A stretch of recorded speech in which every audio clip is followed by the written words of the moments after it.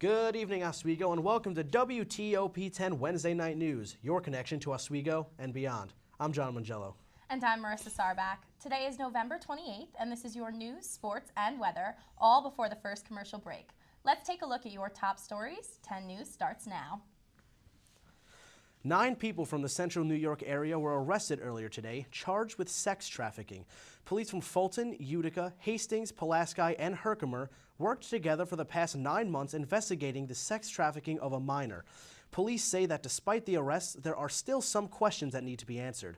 Officials are urging anybody with any bit of information to call the state police. The phone number is 315-366-6000. More than 670 cases of the flu have been reported in the Onondaga and Oneida counties so far this year. At the same time last year, no cases had been reported. Health Commissioner Dr. Cynthia Morrow claims that there are many more cases which have not been reported.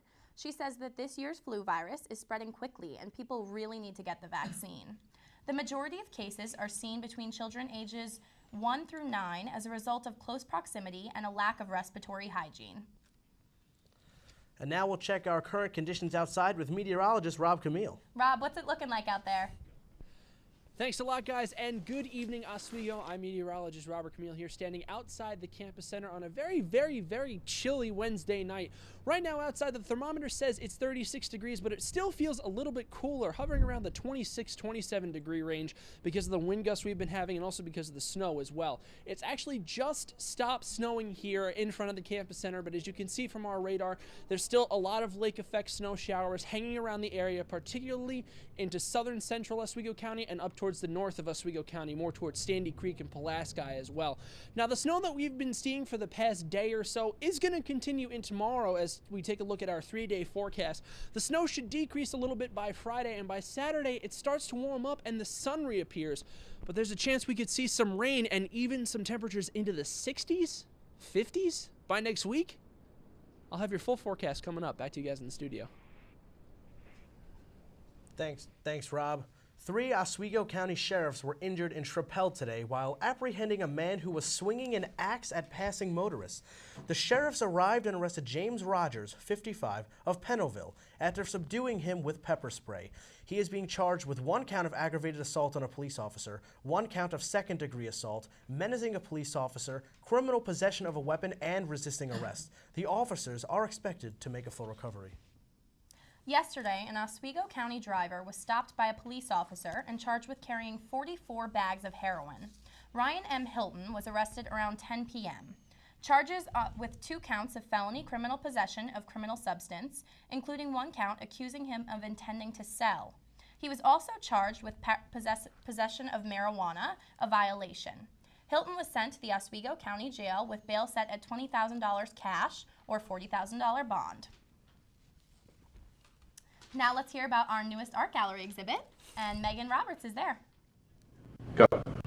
Okay, thanks guys. So obviously this is going to be a huge weekend for sports, but it's shaping up to be a pretty exciting weekend here for the arts as well. Tyler Hall will be displaying 3 gallery exhibits. One of the exhibits is going to be by 14 Bachelor of the Fine Arts students who will be displaying work that focus mainly on graphic and studio designs. A second exhibit is going to be by 4 Master of the Arts students.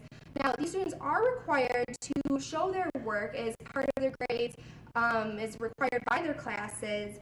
So they've been working on their projects for most of the semester. As you can see behind me here, they are starting to put together the exhibit, get the students' work up, and it's looking like some pretty interesting pieces that are going up. So outside of all the action that's going to be taking place on the ice, it's looking like a pretty colorful weekend here at the at Tyler Hall. So you can, back to you guys in the studio.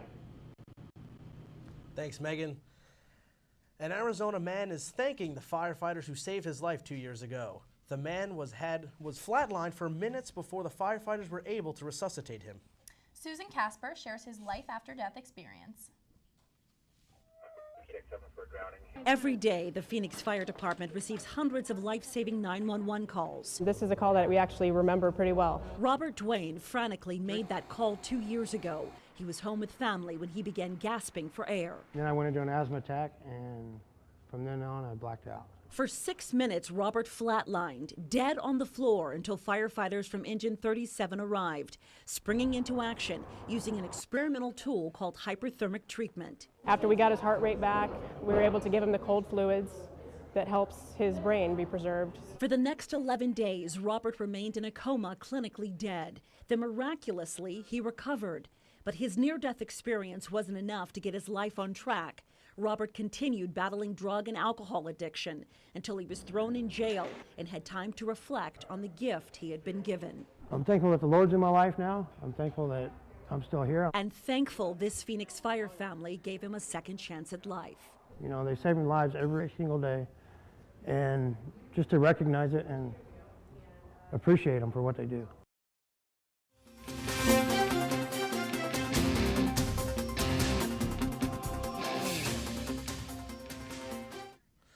On Saturday, December 1st, the Oswego Jazz Ensembles present It's About Time, a concert featuring alumnus Tamar Green. The ensembles feature the performing groups the Jazz Small Group, the Latin Jazz Ensemble, and the Jazz Ensemble. Green, who graduated in 2009, will be the guest vocalist. The show is at Tyler Hall's Waterman Theater. The show starts at 7 p.m., and there is a suggested donation of $5. The Festival Chorus and College Choir will be presenting a concert this Sunday, December 2nd. The event will begin at 3:30 p.m. at St. Mary's Church. That's 103 West 7th Street in Oswego. SUNY Oswego's Community Student Choral Ensemble, the Festival Chorus, will perform Mendelssohn's Oratorio Elijah. This is one of the most highly regarded choral works of the 19th century. The piece illuminates the life of the Old Testament prophet. The suggested donation is a non-perishable food item. And now we'll see what's going on in the world of sports with Ben Sperduti. All right, thanks, John. Whiteout weekend is on the brain of everyone here at Oswego State, but the men's and women's basketball teams are also ready to play Plattsburgh and Potsdam. However, the Laker rivals, were no match for all three teams, as the combined record last season was 10-2-1. Men's hockey and basketball are currently undefeated this season, whereas women's basketball only has one L on their record. Tickets are still available for both sets of basketball games. Friday's Potsdam tickets for hockey are limited, and Plattsburgh on Saturday has sold out. And coming up later in sports, I'll have your weekly hockey scoop, plus Ndamukong Sioux in trouble again. Stay tuned to find out, but for now, let's throw it back to the news desk with Marissa and John. Coming up after the break, New York State asks for money for Sandy relief. And the White House gets in the holiday spirit. Stay tuned to WTOP 10 News. I'm meteorologist Robert Camille over here at the weather desk. The snow sticks around for the next couple of days, but we start to see the sun again as we get further into whiteout and the temperatures warm up. How high will they go, and will we see some rain? I'll have your full forecast coming up.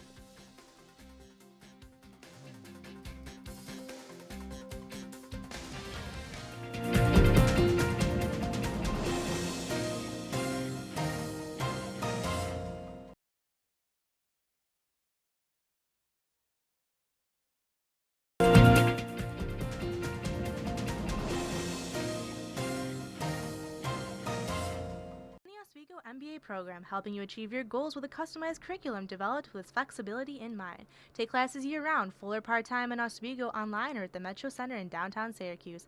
More information is available online or by calling 315-312-2911.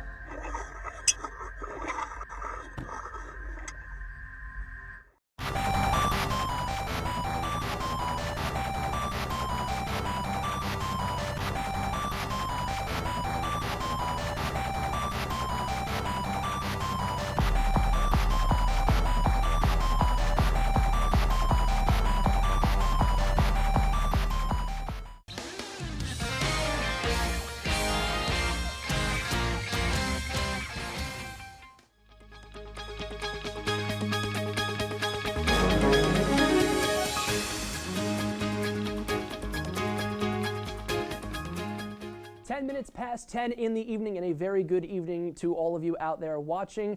Currently outside right now here at SUNY Oswego, 36 degrees is where our mercury sits right now. Still a very, very cold night compared to what we've been seeing for the past couple weeks.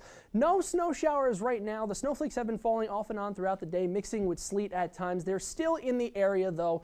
Humidity at 73%. Wind out there, it's still very breezy as well. Winds out of the west at 17 miles an hour, occasionally gusting a little bit higher to about 25, maybe even 30 in some places. But for the most part, we're seeing winds between 15 and 20 here on campus. Now, because of those winds and because of the cold temperatures, our wind chill right now 26 degrees, 10 degrees below our current mercury reading here on campus. Elsewhere throughout the Empire State, our warm spot, the same reading here as it is in New York, 36 degrees.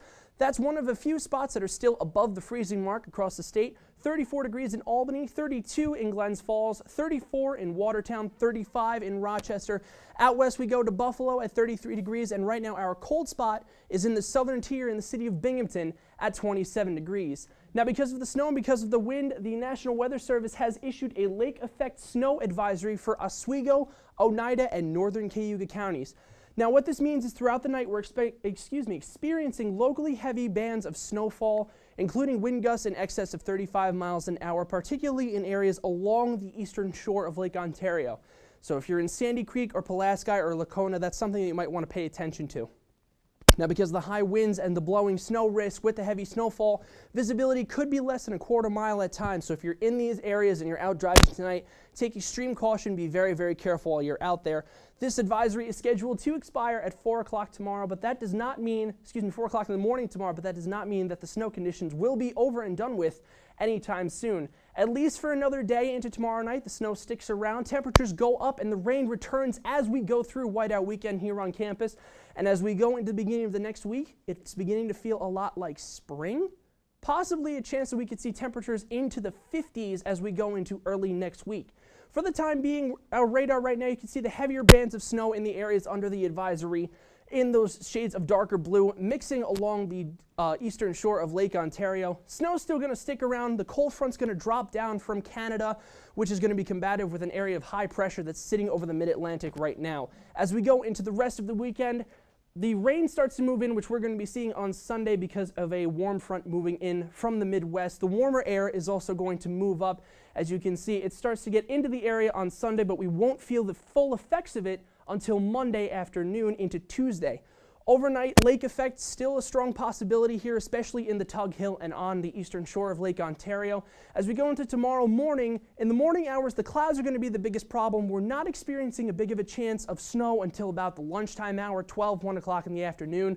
Tomorrow night, you can see the cold front starts to move into the area north to south at this time. So snow showers heavy at times for tonight, 29 degrees for your low, 2 to 6 inches in some areas of snow. Same thing for tomorrow, mostly cloudy, chance of snow showers, less than an inch, 38 degrees for your high. Tomorrow night, chance of snow showers early, still less of an inch of snow expected, 23 for your low. And as we look at our 5-day, Friday, the first day of Whiteout weekend, very, very cold, not even getting out of the 20s. But as we go into the later part of the weekend and the start of next week, the temperatures warm up, getting into possibly 50, even 60 degrees by Tuesday. And that's your forecast. Wow. It's very fitting that it's going to be warmer for the Whiteout game. The hottest game of the year gets some warmer temperatures. Right, exactly. So you could also look at it a different way and say it's not going to be white for Whiteout weekend with the snow. True, exactly. Well, we might still have some snow on the ground, maybe, so it'll still be there, but not as bad as it was last year. Thanks, Rob. Thanks, Rob. Now let's take a look at your state news.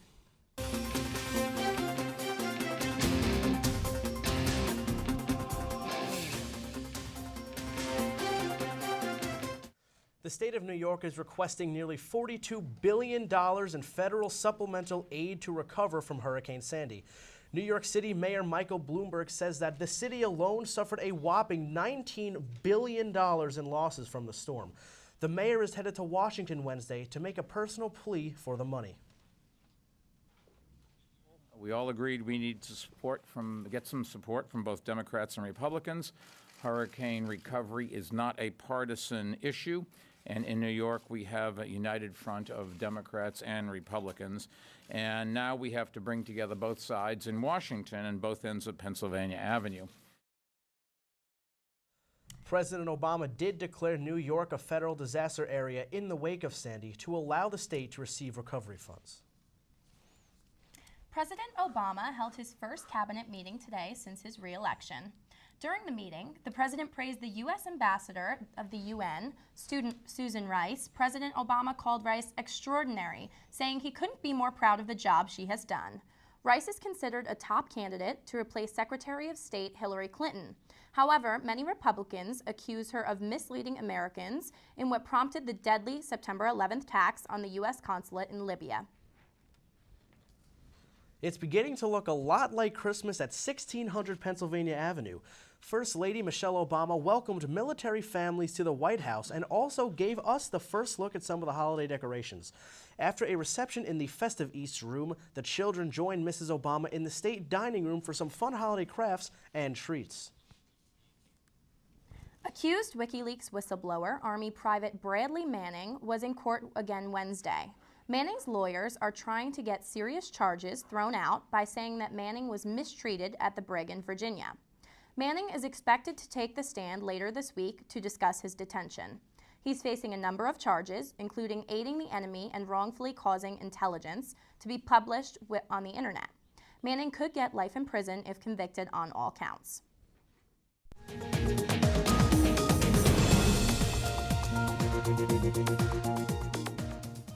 China is fooled again by Western satire. The U.S.-based comedy website The Onion voted North Korean leader Kim Jong-un the sexiest man alive for 2012 earlier this week. Now that's pretty funny to most Americans, but it appears that China's Communist Party newspaper took the spoof of People magazine's annual Sexiest Man Alive award very seriously. The People's Daily Online ran a large spread on the North Korean leader on Tuesday, but since it's fake, the website has since pulled the story. 2 car bombs in Syria exploded simultaneously today, killing at least 34 people. A Syrian human rights group says dozens more were injured. The blasts occurred in the eastern Damascus district of Jarmana. The Syrian Observatory for Human Rights said the death toll could rise because of many serious injuries.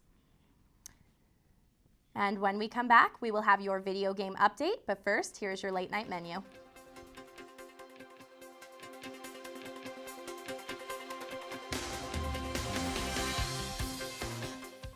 With a customized curriculum developed with flexibility in mind. Take classes year-round, full or part-time in Oswego, online or at the Metro Center in downtown Syracuse. More information is available online or by calling 315-312-2911. Well, now I'm Naked Cowboy, coming to a town you're watching WTOP TV 10, Oswego, New York. I'm Naked Cowboy.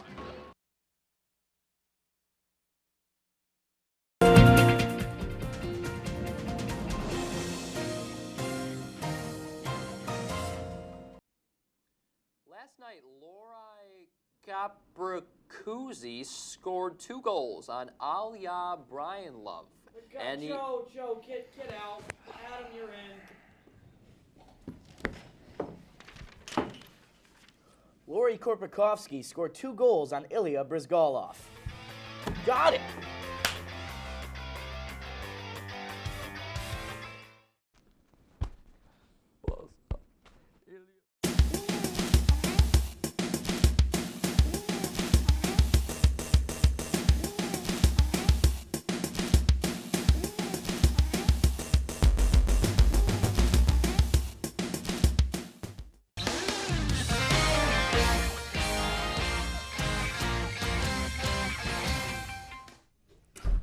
And now we'll hear from Kyle Sheehan on what's new in the video game world. Thanks, Marissa. As the holiday season is creeping up upon us, you're probably wondering what kind of gift you could get someone who enjoys playing video games. Here's a look at a few games that might give you a few ideas. The first game on my holiday guide is NBA 2K13. This game was released earlier this fall on October 2nd. This is the newest basketball game in which you are able to play with your favorite NBA players, such as Kevin Durant, LeBron James, and Kobe Bryant. If you have an Xbox Live account, you are able to get an updated roster to the day that you are playing. This game is also rated everyone so that all ages can enjoy the experience.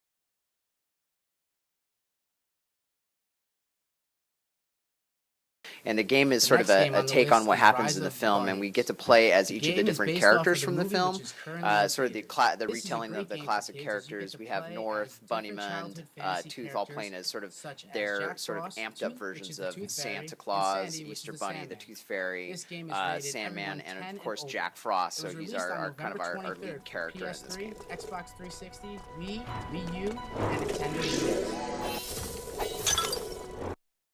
Another game is Far Cry 3. This game is going to be released on December 4th for Xbox 360, PlayStation 3, and Microsoft Windows. This game is an open map first-person shooter in which you have to help your friends escape an island while being hunted down by the inhabitants. This game is perfect for an older crowd that are looking to have some suspense while playing.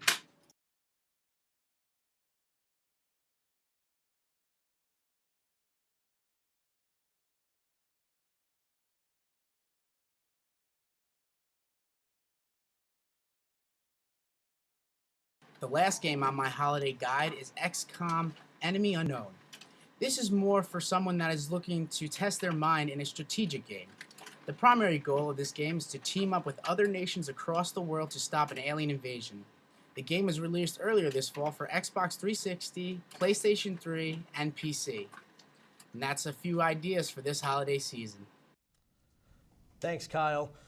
Rumors are spreading that one of Hollywood's newest moms is expecting again. Adele gets a diamond, and Betty White is looking for a date.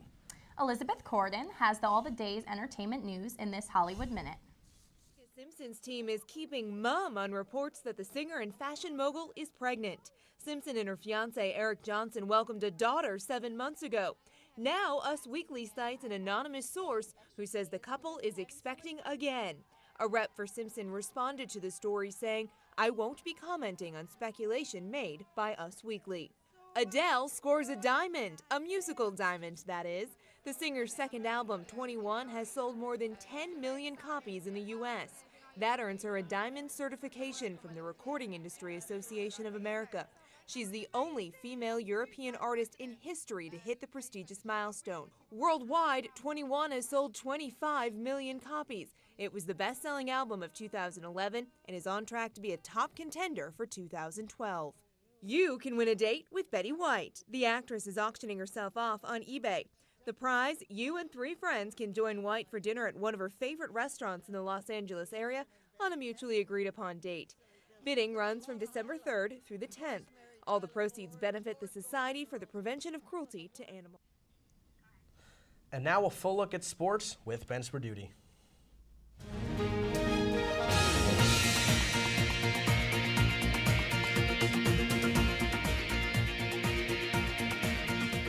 Thank you, John. Well, the name Ndamukong Suh rings a negative bell with fans in the NFL. Well, it seems the Detroit Lions defensive tackle is in trouble again. Last Thursday's match against the Texans saw Suh delivering a supposed kick to the groin of quarterback Matt Schaub.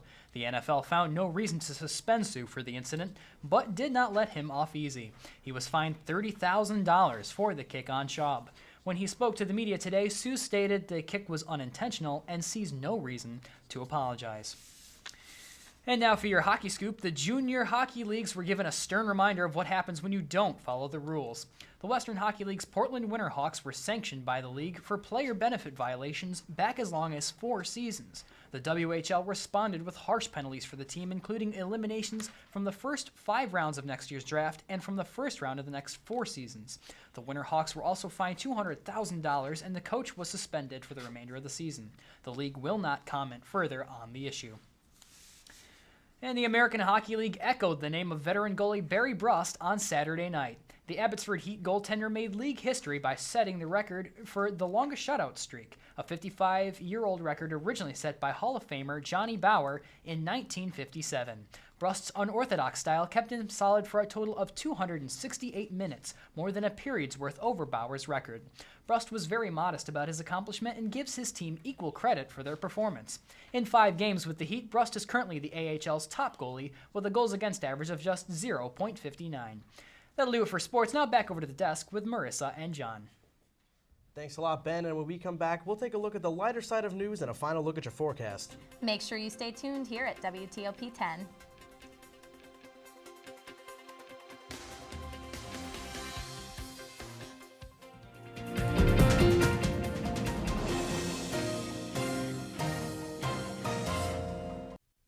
Get your Smokey on. If you see someone in danger of starting a wildfire, step in and make a difference. Because 9 out of 10 wildfires can be prevented. Only you can prevent wildfires.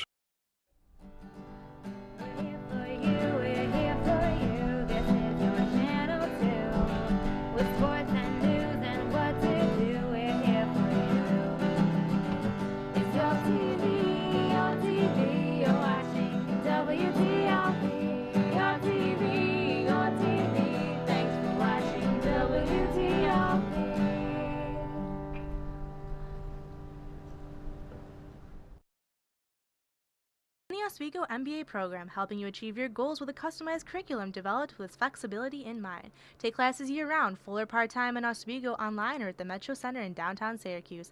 More information is available online or by calling 315-312-2911.